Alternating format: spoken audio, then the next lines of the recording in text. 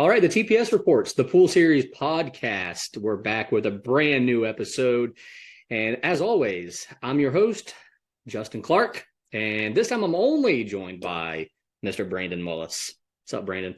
What's up, man? How you doing? Dude, I'm doing pretty good, brother. Good, Doing pretty good. Thanks for joining me. Always. Yeah. Love this. It's been 2 weeks now since our tournament, correct? 2 weeks since one of the better tournaments I've been to, I'll tell you. It was a great day with a lot of action. Loved it. Awesome. Well, I'm glad you think that. We did a one pocket tournament at Smokin where we have already done a couple of events this year, but haven't done one in a while. And we opened it up. We tried to get 48 players, only ended up with 44.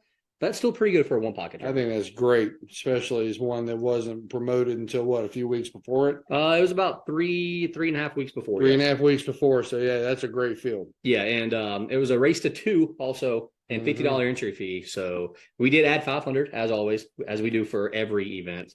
So overall, I think it was a great tournament. You did not play this time. You had played in our previous event, but not this one.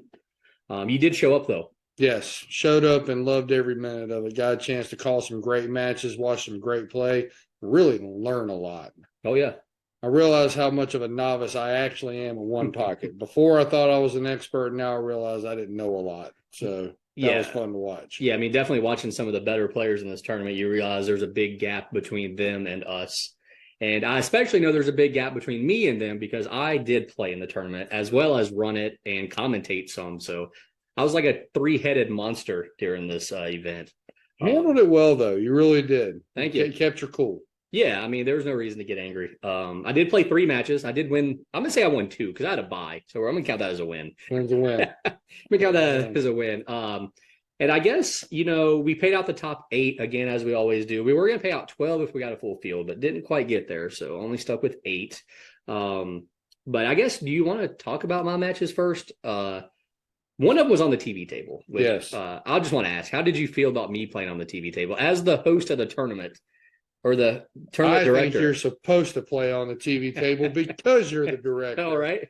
And because it was a well-ran event, and it was a good match between what I saw with you and Mr. Matt Collins. Yeah, it was a great match. Yeah, Matt plays very well. For the people that don't know Matt, he does play one pocket pretty good. He was excited to be on the stream table also, so that I was definitely glad that I ended up putting us there. Definitely was not the plan at the beginning of the day, but things kind of change. Absolutely. Because also Clay Davis, who helps run the tournament, he also played. So it kind of got a little weird there for a minute, and it was kind of like us being on the stream was the only matches that really made sense. Well, considering that both of your opponents and the quality of both your matches were great. Your match was great. Wasn't the outcome you were looking for, of course, Justin. But, I mean, you ran into a guy who obviously plays good one pocket. Yeah, and we'll talk a little bit more about Matt later as he did cash. So, we will dive into all the players that cash the top 8. But, yeah, we're just going to go ahead and go over my matches really quick just to get them out of the way. I know you people are suspenseful to see how I did. So, like I said, I had a first-round bye, so win. Then I played Steve Compton, super nice guy. I'd never seen him play one pocket before. He kept telling me he was the worst player in there, and we went hill. So right away I knew, like, hey, if he's the worst player, and I'm going hill. But it was a good match. He basically just left me a shot, and I ran 8 balls to win. I mean, yeah. Sometimes that's how one pocket goes. Sometimes it can be a 2-minute game. Sometimes it can be a 45-minute game. For sure, yeah. And I mean, 2 of our racks were relatively long, 20 to 30 minutes a piece. And then the last one was just, he left me a ball and I just said, I'm just going to run 8. Like, hey, don't question it. Just go with it. Yeah. It's the only way I really know how to play. So, and then after that, I did play Matt Collins on the TV table, as we already talked about. It did go hill also. First game was super long. I don't know how long it was. You were commentating my match? I was. I enjoyed it. Rico and I, we're not supposed to act like it, but we were definitely pulling for you on that. And Rico and I both mentioned in the in the beginning of it, like, well, Justin has a one pocket player he's playing against now. Yeah. So let's see how he does with that. After the first rack, you already know this, so I'll just say it. I could definitely sense your frustration. So when you saw an opening in the second rack, kind of like your first match, you took it, you ran with it, and you ended up getting the game. Now, the funny part is that game was about 35 minutes in, Now I think your frustration level paid off. You sold out, you got it, and you got the game. Yeah. So I mean, that's sometimes it can pay off. Usually it doesn't, but in your case, it was fortunate. Yeah, Matt was playing very defensive, and it definitely. Yeah, I don't know really what to do in those situations. Like, I need to go for balls. And in the game 3, I think that's when he played more defense because he realized, okay, this guy can get out if he can see out. Yeah, yeah. So, and I think at the end, that's what got you. Yeah, but yeah, super. That was a great match. I really enjoyed that match. We'll kind of maybe dive into that here a little bit more later. But in my third match, I played. I guess he's a friend. I don't know. I'm sure he'll be watching. But Brian Francis, I played Brian Francis third. He beat me 2-0, and it was just a match where it was just. I just came up short on every bank, and it's like if I could have just made one or two of them, I'll probably win at least one of those games. I feel like I could have won both if I would have just made a couple of them, but it was just one of those games. You know how one pocket is. If you come up just, that short on a bank, you're probably not getting that ball. And that's what happened. I mean, I would come up that short, he would knock it out. And it was just like, okay, well, this is a fun match. So I watched a few of Brian's matches. He definitely has got some good knowledge of one pocket. And for sure.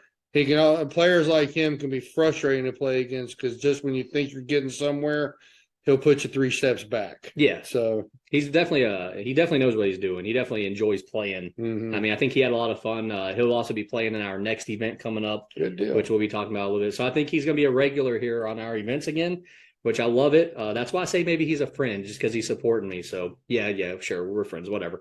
So those are my 3 matches, man. It went about as expected. I was happy. Happy with one win. I didn't, In that field, if you're not a religious one pocket player, you should be happy with any win. For sure, yeah. And really, I was just irritated from the start when people ran me up in the Calcutta. It was just kind of like, really, guys, come on, like. But I guess I should have expected that as the tournament director. They probably thought I played good. So that was my 3 matches. Yeah. Not really much to talk about. I wish I had more, for the program here. But I got nothing. It's the brutality of one pocket. For sure. Maybe next time, if I play in an event, I'll win a couple more. Might still play in our next event. If it doesn't fill up, if there's a spot available, I'll put my name in there. So that would be cool. And as of right now, I think you're on our net. I am on the list, hoping to play, but I'm definitely on the list. Perfect. So let's just go ahead and jump into the top 8 here. The 8 cash players. Like I said, we had 44, paid 8, which is just under 25% of the field, but still, I think a respectable number to pay 8 out of 44. Yeah, I mean, especially and the final 8 guys that were there, they deserve every dollar. Absolutely, for sure. And let's go ahead and get into those 8. We'll start at the bottom with 7th and 8th place. Okay. It was Danny Jones. I hadn't seen him in a long time. Yeah, I probably hadn't seen him in at least 5 years, but the guy can still shoot. Absolutely. I mean, and I would say probably 10 years ago, he might have been the best one pocket player in this tournament. Oh, for sure. I mean, he's 70 years old now, probably. I think he told me, at one point. I'm saying he's at least that. Yeah, he plays a very old school style, a lot of defense, not going to really go for balls. Plays a lot of center English or no English, center ball. Very fun to watch. Yes, very charismatic guy. Yeah, for sure. He beat Clay, and I think Clay might have been, what was he, 3rd or 4th highest bid in the Calcutta? So I would think so. Yeah, absolutely. So, maybe that was an upset, but not really that big of an upset because Danny Jones, like we said, is a great player. 10 years ago could have been the best player in this field. For sure. And maybe he starts coming out and about again. That'd be pretty cool. We know the guy can still shoot straight. That's for sure. Absolutely. Absolutely. And the other 7th, 8th is another guy that's been around for a long time. Another guy that probably 10 years ago played better than he does now, and that's Bill Parker. Bill, right? I've seen him play once or twice at Smokin Q. I've never seen him play one pocket. I've seen him play rotation a few times. One pocket is his game. Oh, I realized that. So, or playing one-handed is his game, actually. Yeah, he can really play one-handed very well. Wow. Yeah, but good way to hustle people. Yeah, for sure. It was fun to watch him play. Again, hadn't seen him in a long time either. So it was fun to see both those guys come out, and it was fun to see both of them cash. I really enjoyed seeing both of them getting the money, just because they've been around the game for a long time. Yeah, and it's cool that we're bringing people like that out. Maybe they start coming out a little bit more because I guarantee you I've not seen either one of those guys since, pre-COVID. Well, one thing we know about this tournament is the marketing of it reached a pretty far destination because you had how many players from Virginia? There was a handful. A few, yeah, a good number of them. Yeah, and then a couple few from South Carolina. Yeah, I was gonna say a couple from like the beach area. Yeah. So I mean, news traveled. Yeah, and people like to travel for one pocket too. Absolutely. Well, there's not that many good one pocket events around. Like, no, somebody really has to promote it and build it up, and usually add a lot of money. Yeah. To where you only had to add 500, and you still got 44 players. Yeah, which is super strong. Yeah, and if you look at all the money that we paid out with Calcutta and tournament, we paid out 5,700. Which is great day. Yeah, and it was a 1-day event. I mean, it went a little later than we expected, but it was still only 1 day. Hey, for 5,700 in the middle, usually goes 2 days, so that's strong. Yeah, I mean, so I was very happy with how this tournament went. Fifth, sixth was two guys that I didn't really. Well, one guy I don't even know, and which one was that one? That's gonna be the first one here. Will Carver. Yes. I guess he's from. I think he's from Florida. Not really exactly sure. He said he was from Jacksonville, so I don't know if that meant Florida or North Carolina. But he lives in Salisbury now, doesn't he? Yeah, exactly. So I don't know. I didn't really clarify which Jacksonville he's from, but he does live in Salisbury now, so he's newer to the area. I think he's trying to get out to play more because he has since asked me about other tournaments going on, like weekly tournaments and stuff. So, and yeah, it was cool to see a guy that none of us knew. Like, I don't think anybody in there knew him. Never seen him before. Yeah, I mean, so to come in and get fifth, sixth, he played really strong. He made balls perfectly well. I really only watched like I only watched like one or two of his matches really fully through. But he didn't really make any mistakes, really. No, he plays very conservative, very cautious. He's not a hero player. No. Like most rotation players who play one pocket are. Yeah. No, I watched, I've called one of his matches. Yeah, he was on the stream table one time. And also watched him play Matt Lucas. So that was a stream table match. That put 2 and 2 together there. And he is, like I say, he's a very smart player, very patient, which these are all great qualities of one pocket players. For sure. And it's fun, maybe he'll be a player that's in this area now and going to play a lot and we'll see a lot of and get to know. Sure. So I'm excited for that. And then the other fifth, sixth player was Matt Collins, who we kind of already touched on a little bit. I was happy to see him get up there. I think maybe he's a little underrated, or maybe, I don't think people expected him to get fifth, sixth. So I think maybe he overachieved a little bit. But I think he would be the surprise out of the people I know in the top 8. So I'm just saying that. Fair enough. I mean, from what I watched him play with yours and also another match where he played Rob Leeper. Yep. Very strong player, very solid player, and this is just the rotation part of me coming out. Very patient player. Oh, yeah.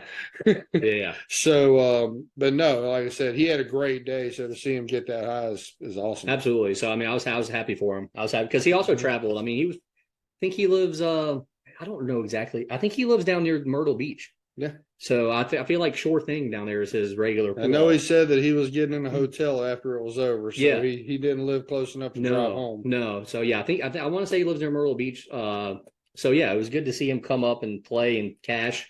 And then fourth place, another guy that I didn't really know before this tournament, Paul Bailey. I've heard the name, never really met him, never really seen him play, but he gets fourth place. Very soft-spoken, very, not a big guy, very, very nice, very polite. And then once you watch this man play one pocket, he is for real. No wonder he got fourth in this tournament. Yeah, he definitely plays very good. I like his demeanor. I like his attitude. Super nice guy. I mean, he sat there and talked with us for a while. Yeah, just super nice guy. He looked like he was having a lot of fun. He said he really enjoyed it. Again, don't really know where he lives. He lives somewhere down near the coast also, though. Charleston, actually. Charleston is where he lives. As he was saying, there was no way he was going to be able to make it home. Yeah, and I know Hunter had told me a little bit about him before. So, like I said, I'd heard the name, but never seen him play. And I was very impressed with his gameplay. I wish he lived closer by so we could see him play a little bit more because I guess he likes to play, he likes to stay in action. Well, I'm sure you'll have another one pocket event. I got a feeling he'll show up to it. So, I mean, I hope so. I hope we get out of the 44 players. I hope we get all 44 of them again for the next one. Plus maybe Brandon Mullis and 3 others. Oh, I'm in. Yeah. Oh, I'm going to play. Perfect. And then I won't be the only one in this broadcast that only wins one round. Sorry about that. Yeah, no. Bring it on. I'm with you. Let's get into the top 3 now. Top 3. My favorite one coming up. Andy Santos. Yes. And next to him, yeah. Next to my little notes here, that horrible handwriting. I just wrote down, does he really play one pocket? Well, after his first match with Danny Jones, I wasn't sure if he had ever played one pocket because Danny housed him. Yeah. 2-0 quickly. Yeah. And I'm like, okay, Danny's back. Andy, I've always known you as a rotation player. Boy, was I wrong. And you played incredible all the way up to the third place match. Yeah. Long day for you because his match with Danny was his first match, and then he still ran all the way to third place. Oh, yeah. I mean, he played the most matches out of anybody. Oh, for sure. Yeah, you could tell he didn't really play one pocket. No. What happened there towards the end when he finally lost, it was just kind of, you could tell he didn't know the moves. If he didn't have a shot, he didn't really know what exactly he was supposed to be doing. He lost to, in my opinion, the second best one pocket player in the whole field. For sure. So, to be fair about that. But what we have proven, what I learned from watching his matches is the guy can literally make any shot on the table. Yeah. And he's fearless to shoot it. Yeah. When you're a fearless shooter, you usually make a lot of balls, Joey Fox. So Vianney was your version of one pocket.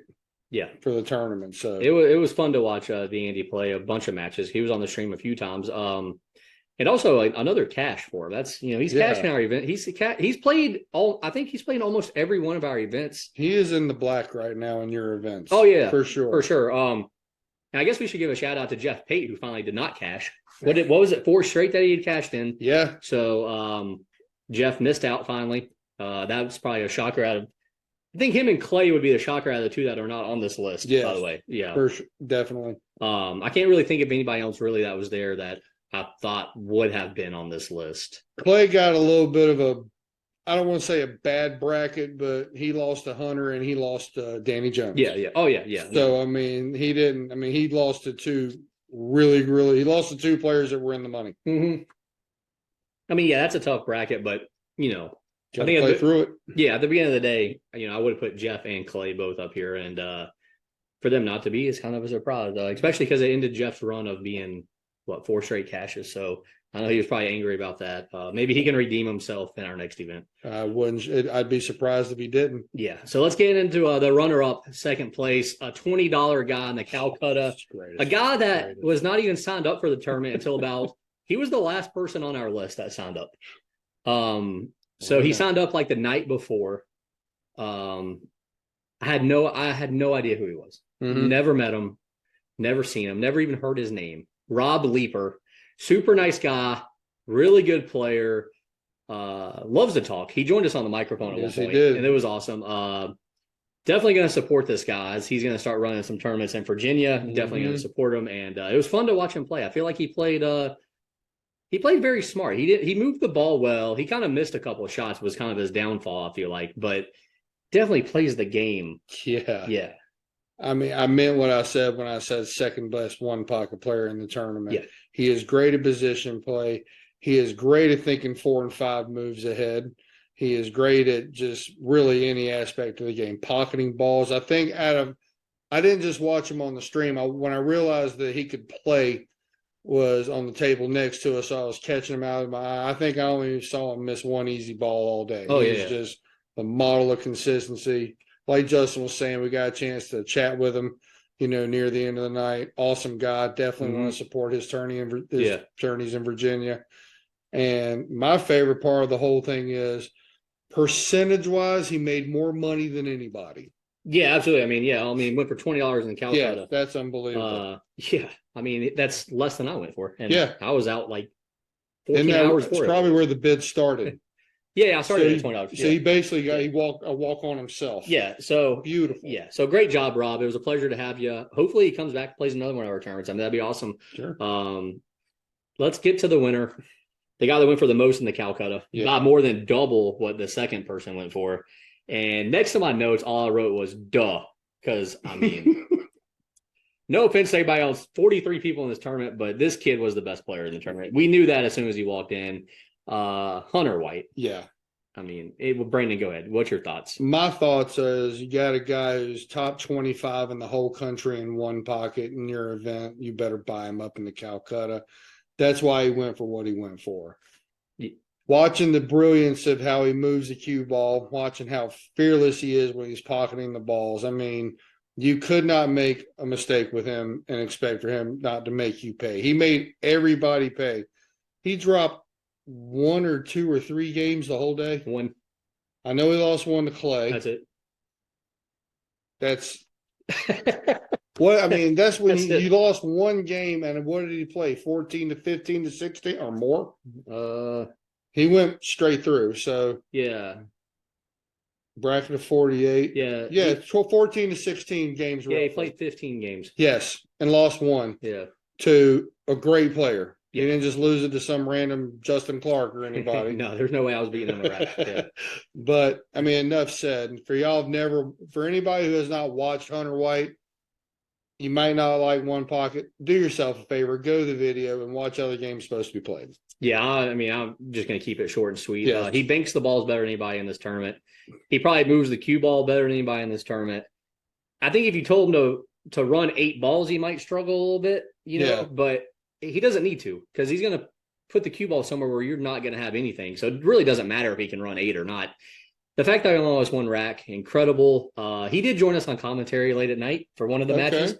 It was very fun to pick his brain. I will say that he thought the second best player in the tournament was Brett Underwood. Okay. Who did not make the cash also. Hunter even tried to buy him in the Calcutta, so there was that. And yeah, I mean, that's 3 one-pocket tournaments we've done now. Hunter got 4th in the first one, and now 2 straight now he's won. So, yeah. I mean, it's kind of – I don't think there's any question that he's the best one-pocket player in this region or this area. That would be a very debatable subject with Mr. Brian White around, but yes. Man, I'm giving the nod to Hunter, mostly just because Hunter's playing more. Probably. I mean, if one of them's playing a lot and the other one's not, then yeah, I can see you there. Yeah. So I mean, great job, Hunter. Yes. Foregone conclusion, I feel like, especially once he beat Clay. But yeah, it was still fun, even though everybody kind of had that 98% feeling you knew the guy was going to win. You still watched all of his matches, just in awe of what the kid can do with a cue ball in a one-pocket game. Yeah. One pocket's a game of chess. He was playing checkers. Well, yeah. I mean, shout out to Hunter also for not splitting. Thank you. Good. Well, he shouldn't have split. No, I mean, I agree, but I mean, I get tired of the people splitting, and he was like, "No, we're going to play," and he played, so he wanted that trophy. That's what I'm gonna pretend like. So that's what it was for. I'm with you. I want a trophy too. Trust me. Yeah, I mean, I'd like to have a trophy. I mean, I don't know about these other guys, but so yeah, that was our top 8, man. That was our top 8. Great top 8. Yeah. So we've gone over my 3 matches. We've gone over the top 8. Let's dive into the streaming matches that we had. We had how many? 12 matches on the stream table. Pretty good ones. We're going to go one by one or round by round, so to speak. Okay. But first, let's go ahead and mention our sponsors because I've not mentioned them yet. So we had a few sponsors for this event here. We had Backyard Leisure Pools and Spas. That's where you work. That's right. We also had Paul Harrison Custom Cues. We also had Red's Debris Removal and Hauling. Portico Licensed General Contractors. Corey, who's going to play. He's going to play in our next event. So good, love that. Yeah. Bowie's Plumbing. We always like Bowie. Shaw's Auto Works. Smitty's Garage Services and Alpha Installations, which is Rhett, who will also be playing in our next event also. Excellent. So awesome. So thank you guys for sponsoring us. Really appreciate you as always. Can't do this without you, really, honestly. I mean, we would just be. Well, we'd probably even be worse than we are if it wasn't for y'all. So we better keep sponsoring. Yeah. Okay. We got you. Yes. So let's get into the streaming matchups. We had 12. We're going to go round by round. Some rounds we only had one match. So it and we've already talked about some. So it might go kind of quick. All right. Round 1, we had Danny Jones and Andy Santos. As we said, Danny beat him 2-0. Honestly, Brandon, just quick little rundown. We kind of already mentioned the match, but just what was your just give me your when I mention that match, just tell me first hand comes to mind. Until he proved my thoughts completely wrong and went and got 3rd place in the tournament, the Vandy was outmanned. And that's hard to say because he's such a great player. But when I saw he was playing Danny Jones, I've known Danny for at least 10 plus years.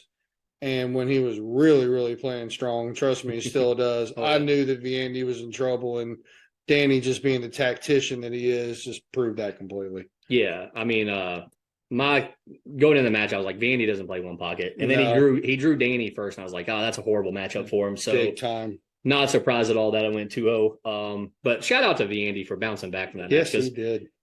Not being a one pocket player and losing your first round 2-0 to a guy that might be a top 5 player in this tournament. Obviously, he finished 7th, 8th. Good job for Vandy there. For sure. And and good job for Danny too for coming out and I was glad he didn't just come out and go 2-out also, like, because we hadn't seen him in so long. The man's not a young man and still come and spend 11, 12, 13 hours playing one pocket. That's impressive. For sure. So, yeah, good first match, though, really, honestly. I know it went 2-0 and it wasn't a hill thriller, but great first-round matchup, I feel like, to get us started. And then round 2, we had Matt Lucas versus Will Carver. Yep.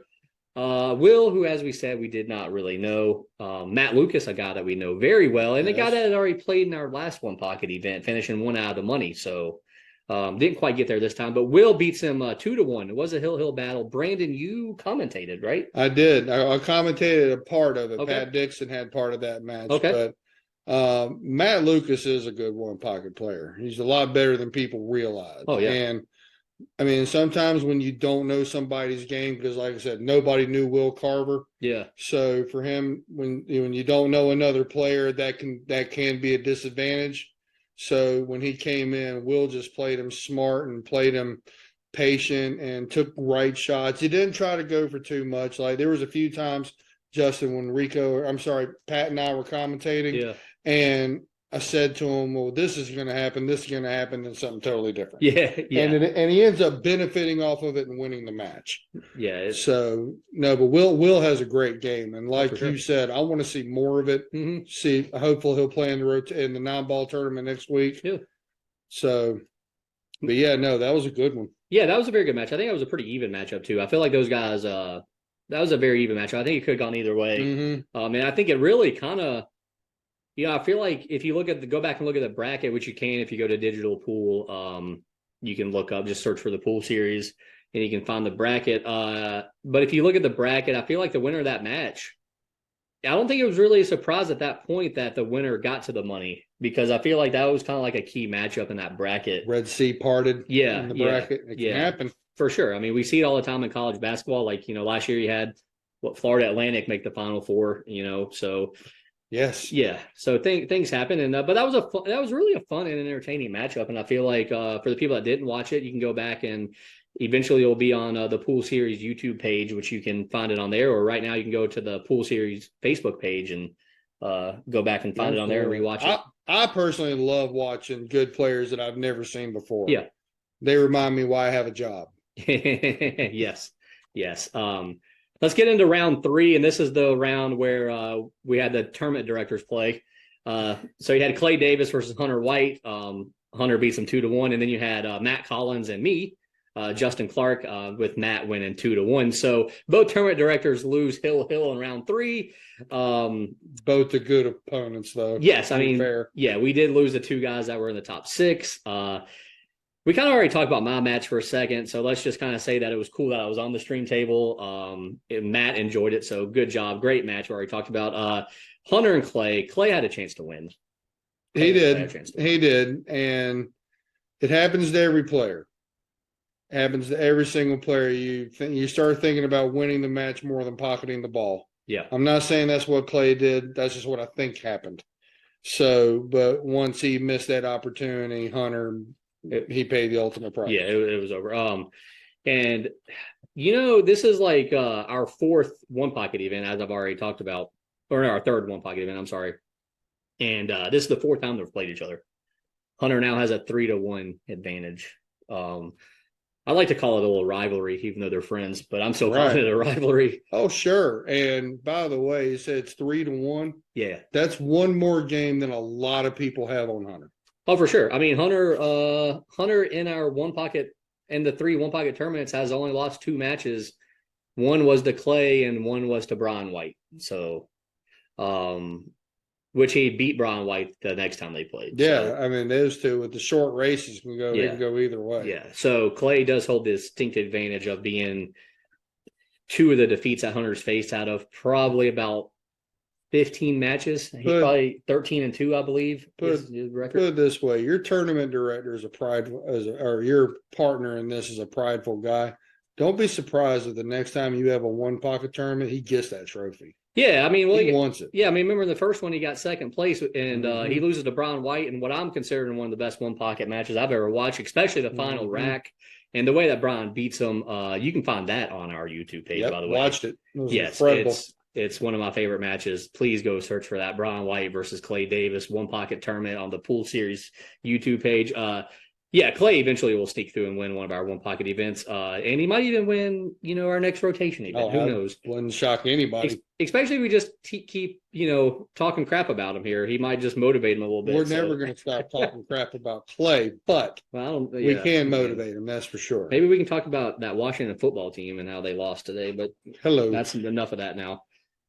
Okay, so round four, we had a match here between two guys that we don't one we didn't know, one we don't see very often. Paul Bailey and Bill Parker. Paul wins 2-1 Hill. I might almost call this the best match of the day. I call this one with Rico, and this was the tale of two halves. So the first rack, went 4 minutes. Okay. Paul got Bill missed one shot. He left Paul with a perfect breakout. Gets the breakout, continues to keep breaking out, and 8-0 first game, 4 minutes. Rico and I looked at each other and said, we're back on schedule. We're rolling. Game 2 that Bill wins, hour and 2 minutes. Yeah. Then we remembered why they're still here. It's because they're patient and because they're tacticians. Yeah. But you are right about what you said. That was probably the best stream match that was played. I think so. I think it was. Super competitive. Both guys wanted it. They both played amazing, but Paul just, made one less mistake, and that's why he won. Yeah, and I mean, like you said, that first out, he runs 8 balls, I believe, and it was an impressive 8 balls. It's not like it was easy. It's not like they were all set up. I mean, he worked for it. He had to run into the stack twice. Yeah.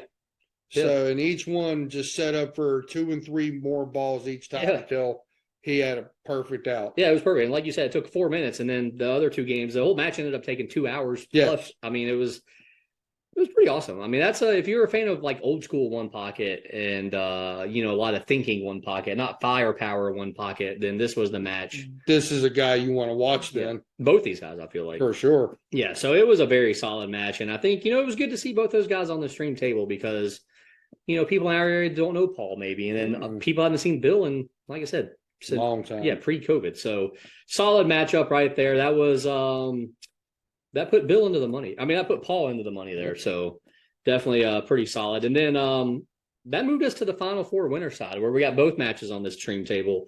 In Hunter White versus Paul Bailey, obviously 2-0 Hunter. As we have said, Hunter only lost 1 rack. We already went over that 1 rack when he lost to Clay. So Hunter beats Paul 2-0. And then Matt Collins versus Rob Leeper. Rob with a 2-0 victory. So both Final Four matchups were 2-0. Brandon, you called both those matches. I did. Yeah. So thoughts? Thoughts with Hunter and Paul Bailey is it was 2-0 and it should have been 2-1. Absolutely, 100%. Paul was on ball 6. Yep. Shooting for ball 7. Ball 8 is dead. Misses ball 7. Yep. And then Hunter made him pay. But he made a great shot. Hunter made a great shot though. Yes, he did. It's not like Paul left him. It's not like Paul left him an easy shot. Oh, no. And that's, like I said, players like Hunter, they're going to be fearless and they're going to shoot for those shots. But, and I'm not saying Paul would have won the match, but Paul will at least will tell everybody that it should have gone at least to Hill. Yeah. Oh, for sure. But it didn't. No. So that's just how it went. Yeah, agreed. I mean, Paul definitely played him tough, though. Yeah, Paul had his chance. I mean, just like Clay had his chance. So Hunter, and a lot of times it's, the holy crap, we're playing Hunter White kind of deal. Yeah, sure. I mean, maybe that went through his mind when he was shooting that ball. Is this actually going to happen? Yeah, I mean, in your head, and then all of a sudden you're thinking about that. Yeah, and not blocking. You lose a little bit of focus. Yep. What was your thoughts on the other matchup?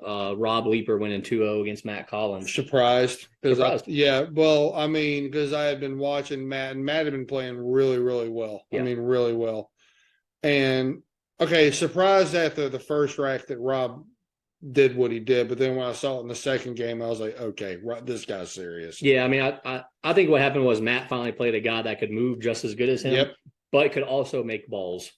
and I said, this isn't a slight to anybody's game. Rob, other than Hunter, might have been the best ball pocketer in the whole room. Oh, well, other than Viandi, but he definitely outmoved Viandi. Yeah, I mean, I wouldn't even put Hunter as the best ball maker though. So I mean, I think that's best banker for sure. But just making balls, I don't think Hunter. That's the one downside to his game. But it's not even. It's not like he's bad. It's not like he's just not.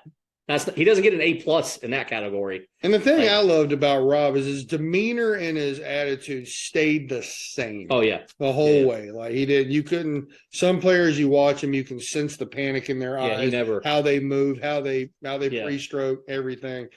Rob was just Mr. Cool. Yeah, this dude never the whole time. Yes. Yeah, it was fun to watch Rob play all day. But yeah, kind of surprising that both matchups were 2-0. You think when you get to the Final Four, it's going to be tough action, but both were kind of blowouts, I guess, if you want to call it that, which does lead us to our hot seat match. Between the two winners of those matches, Hunter White, Rob Leeper. I mean, obviously, we know how it goes. We do. Hunter wins 2-0. Like I said, what a great day to learn how to really play one pocket. I mean, it's unbelievable, man. I mean, and no offense, you're talking about Rob being the second best player in this tournament. He finished as second. Blah, blah, blah, all this stuff. There's a big gap, though, between him and Hunter. Yeah. No, and when I said that Rob was the second best player, it was more of an eyeball test for that day. Yeah. You know, that's the only evidence I had to go on. I've had plenty of evidence with Hunter before to know he was the best one-pocket player. So I know there was a ton of other great players that played, but Rob got second, so that's what I have to go on. For sure. I mean, I think you could. There was probably 7 people you could put in there, anywhere from second. But I think the first best player, we all knew who it was, and I think for this being the hot seat match, I mean, Hunter really kind of made it go quick. He did. I think he was just ready to get done and get out of there. Yeah, I mean, when you know you're the best, you just do what you do. Yeah. Yeah, and it just insane that, you just look at the difference between those first and second best player in this tournament, and there's just no beating Hunter. No. So we got 4 other matches here on the stream table. We switch over to the loser side match next, obviously, because the winner side's done. Hunter wins the hot seat. So we go to loser side now. Will Carver versus Paul Bailey. 2 guys that we do not know, but I think this was actually a fun match to watch. Paul pulls it out 2-0, but I think it was a fun match. I think Will just kind of finally ran into a guy that moves the ball pretty good. And I also think, and Will, if you're watching, and if I'm wrong, let me know. He might have ran out of gas. Oh yeah, for sure. Yeah. It was a long day. Yeah. I mean, this is the point now we're getting into late in the night. We were all getting tired, and Paul, to his credit, did never look like he got tired. It's another elderly an older gentleman playing in the tournament, and he looked fresh as a daisy where everybody else is ready to be in bed. Yeah, so I mean, I think this was just kind of a match where it was just kind of like, okay, like you could almost sense this being the end of the run for both of them, really, honestly. But it was a fun match to watch. Paul just happened to pull it out 2-0, and maybe the short races too. Maybe Will losing the first rack just kind of was like, okay, it's late, I'm tired. Discouraging. Yeah. Can happen. For sure. But Paul pulls it out, makes it one step further, makes it to the Final Four, where he faces Viandi Santos. That was a shocker. And so Viandi beats him 2-1. I would have put money on Paul beating him just because I feel like Viandi at some point had to lose. His inexperience playing one pocket. Also, this actually was also a really good match to watch. Hill, both guys just really didn't make any mistakes. I really thought Paul was going to pull it out almost until the last ball was made. Viandi really settled into this tournament after his first 2 B-side matches. Yeah. Because that's when he started to roll. Now, I mean, and for him to pull off that win against a very experienced one-pocket player, which we all found out that day. Yeah. It was just a credit to his shot-making ability, longevity. The kid's, I say kid, he's a grown man, but he's younger than us, that's for sure. Yeah. And I mean, what we thought was inexperience actually helped him throughout the whole day. I mean, because he was going for balls he probably wasn't supposed to. No. But credit when you're making shots and you feel good, sometimes you just go after, kind of like your second rack. Yeah. With Matt Collins, you did the same thing. You just feel good. I see it. I'm trying it, and it worked out for him. Yeah, and I mean, maybe this makes Biondi want to play more one pocket, because we need more one pocket players in this area for sure. I He's mean, good at it. yeah, I mean, we're looking at these 44 players we got. I mean, what, half of them are from this area? I mean, half of them are probably from outside this area. Oh, I mean, yeah. that's crazy. That is, so we need more one pocket players. So maybe Biondi becomes one. Yeah. Maybe but yeah, I mean, this was He can find plenty of action in one pocket. Oh, That yeah. is not for hard. sure. I feel like though, really, out of all the matches we had on the stream table, this was probably the most shocking upset. Yes. Well, this was probably really the only upset, really. And I guess I mean, Oh no, I think it's an upset. Yeah. If you put them in rotation, I would probably pick differently. But this is one pocket. I still think Paul is the better one pocket for sure. player. If it's a longer race, yeah. But at the end of the day, Andy did what he had to do, Yeah. and which was make balls, and that's what he did. Yeah, so definitely a good match though. So now we get to the final three. So Andy obviously advances, Mm-hmm. and he plays Rob Leeper, and that's where Biondi's run runs out as he loses Hill though to Mhm. Rob, and Andy wins the first rack. Am I remembering correctly? Yes. Yeah, and I was like, "Holy crap, this dude's gonna make it to the He's gonna finals." do this. But then what happened was Rob said, "Hey, you know what? I move way better than this guy, and I'm just gonna have to put the lockdown on him." A good one pocket player will not panic. They'll get more patient. Yeah, And that's what Rob did. And then when you have gunslingers like Andy, I'm just going to say it. That's what you are. And I Yeah. love that about you, by the way. for sure. That usually fails in the end. And that's what happened. He outmoved you, played way smarter play, way more defenses, and he found a way to come back and win. Yeah, and Rob did the one thing that Paul couldn't do the round before, which is Rob made the balls there towards the end that he needed to make the win. Paul kind of missed a couple that he needed to make.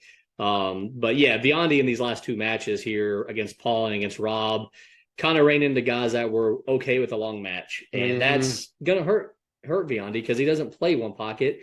And obviously, as it goes on, you need more experience. You need to understand the game more instead of just going for balls. And he just couldn't quite figure it out against Rob. The first rack went quick. The next two went slow. And the slower games, I think, favor Rob a lot more in that matchup. Oh, easily. For sure. But yes, still a great run by Biondi. Oh, in my opinion, it's the run of the tournament because it was the most improbable. Oh, yeah. I mean, in my opinion, other people may say, hey, Bandy's always been a great one pocket player. I don't agree with that. But no, to me, it was my favorite run out of everybody, especially since he went into the B side on his first match. Oh, yeah. Yeah. And he got housed in his first match. Yeah. I mean, I thought the day was going to be over pretty quick for him. Mm-hmm. He turns it around and lasts all the way till 3 a.m. And he got himself for a reasonable value in the Calcutta too. So good for him on that. Yeah, he did not buy himself. He had either way. Yeah. I think he went for $80. By the way, that's I think a very low Bandy bid on you. Oh yeah, because for non-baller rotation, he's going for a lot more. Oh sure. Yeah. So now we get to the finals, the rematch: Hunter White, Rob Leeper. This time it's a race to 3. Maybe we're going to see a little bit different matchup here. No. Hunter beats him 3-0. Match didn't last very long. Hunter kind of just laid the smack down. Yeah. This was Hunter. I mean, Hunter's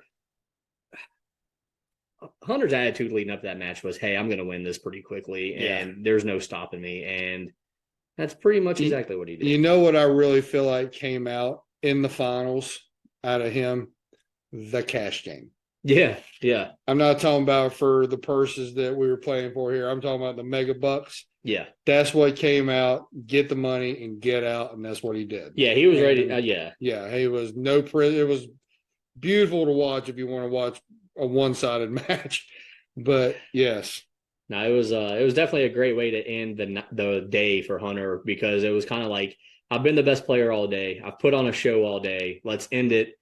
It's very comparable to the 2009 NCAA title run by the Tar Heels. See, I didn't talk trash about your Duke team this time, but we can also talk about the year following to that too. If no, y'all 2010 title. No, y'all got lucky.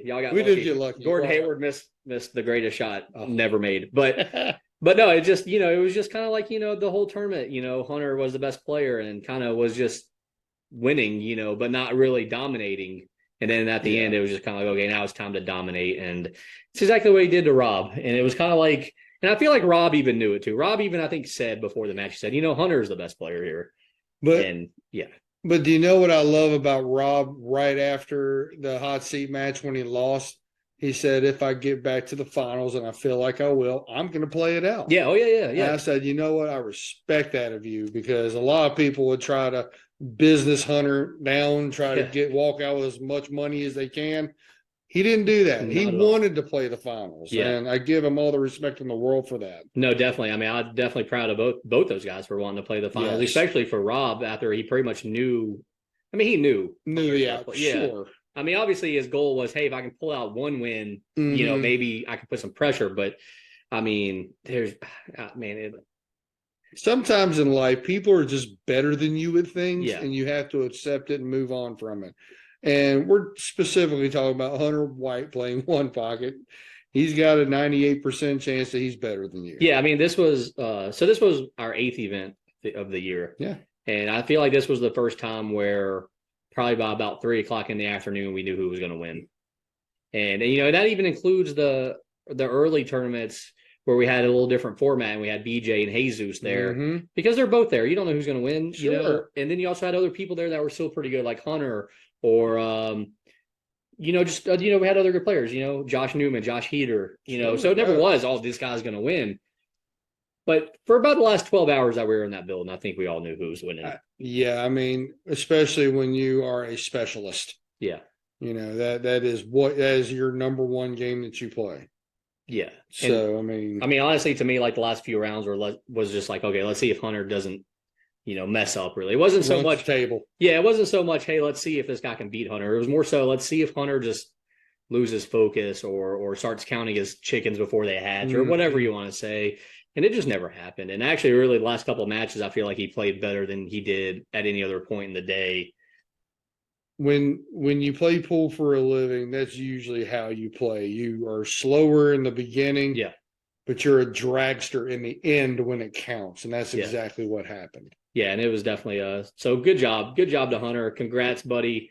Glad you pulled out another win. That's 2 victories now in the pool series for Hunter White, both one pocket events. He's also cashed in a non-ball event before. So, Hunter's a player here on our tour.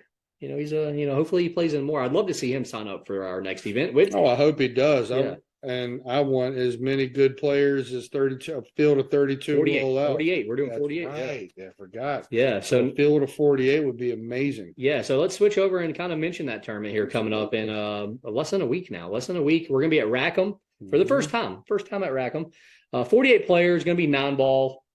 Same format that we've already done. Race to 3, best 2 out of 3 sets. You played in the other one that we did. Yes. So you're planning on playing as of right now. Yeah. Do you think you're going to do better than you did before? Yes. Yeah. Yes, actually. You didn't even take time to think about that. A couple reasons. One, I'm cocky and arrogant, and that's what people love and hate the most about me. Mostly hate.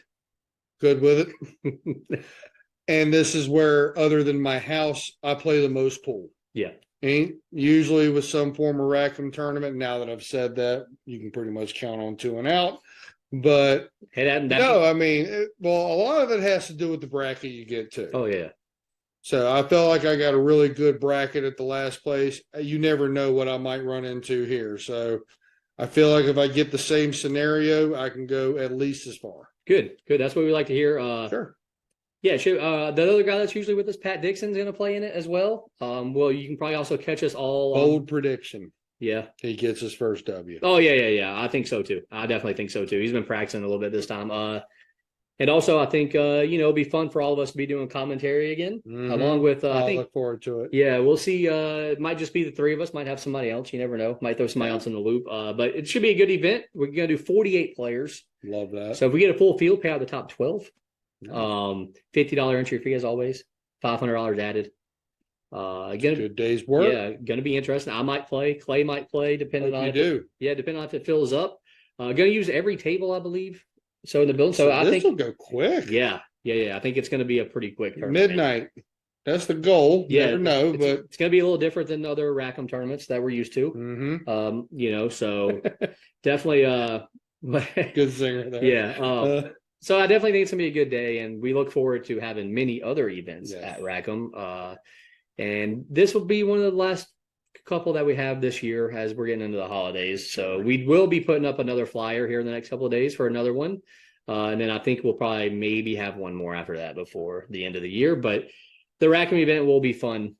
It will be a lot of fun. It will be non-ball. I love the format. We're getting we got a lot of new players signed up so far that we have not had before.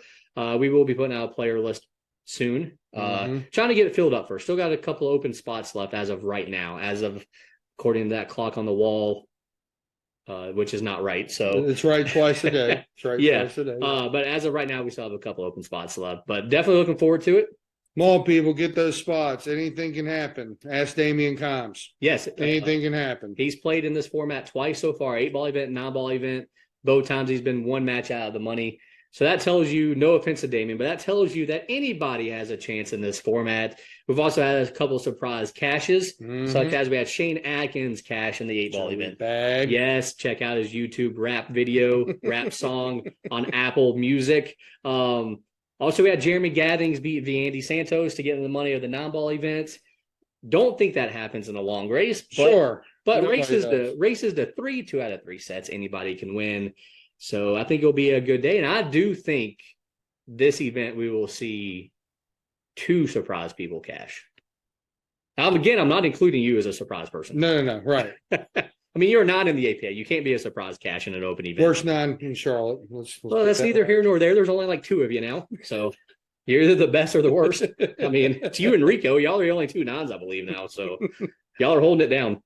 I feel like there's going to be a lot of surprises in this tournament. Yes. Like, I don't want to call out the names I have in my mind unless you want me to. No, go ahead. It don't matter.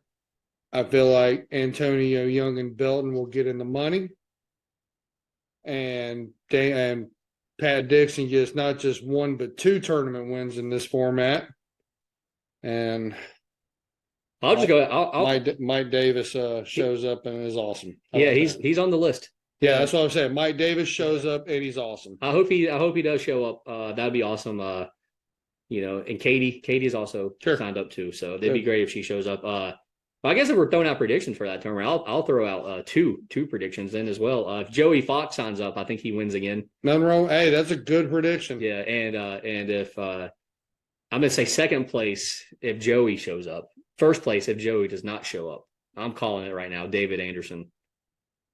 You know what? He's on a mission. He has a lot to prove. Yeah. Wouldn't shock me at all if the machine came through. Yeah, I'm predicting a top 2 finish from David Anderson, and I'm predicting back-to-back wins for Joey Fox if he shows up.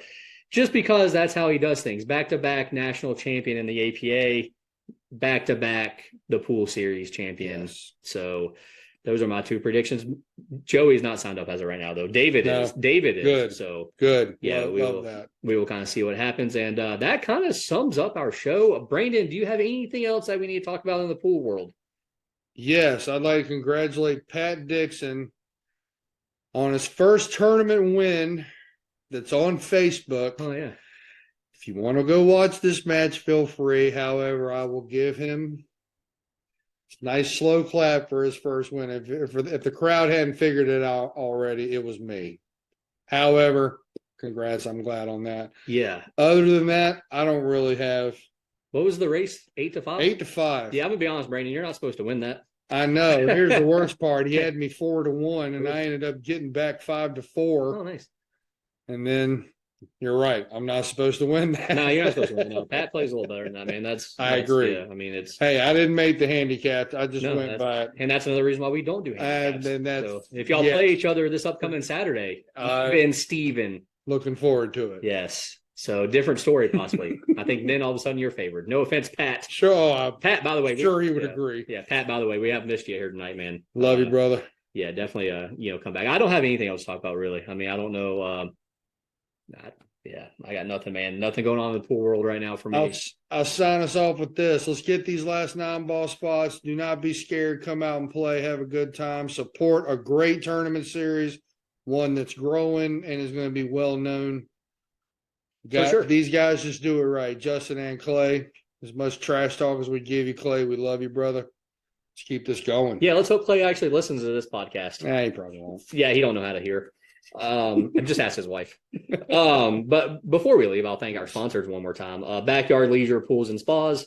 Paul Harrison Custom Cues, Red's Debris Removal and Hauling, Portico Licensed General Contractors, Bowie's Plumbing, Shaw's Auto Works, Smitty's Garage Services, Alpha Installations. And as always, look up the pool series on Facebook, where you can watch live coverage of the next tournament and also watch past videos if you want. Yep. Also see updates on future events. You can also go check out the YouTube page, the pool series, and watch past matches, which we are slowly putting up past tournament matches. And we're also putting up highlight videos. There's some good highlight videos up there. The last one I put up was of Clay from the One Pocket event, little highlight package, couple highlight shots. We had one from Hunter with a great bank shot, which I like that one a lot, by the way. Did you watch it? I did. You put out some great matches. I love the highlight you put out of Eddie Little drawing the 8-ball to length of the table. Yeah. That was beautiful. Yeah, it's always nice to see. We were calling that match. Yes, that was me and you. It was great to see the legend come up with a great shot there.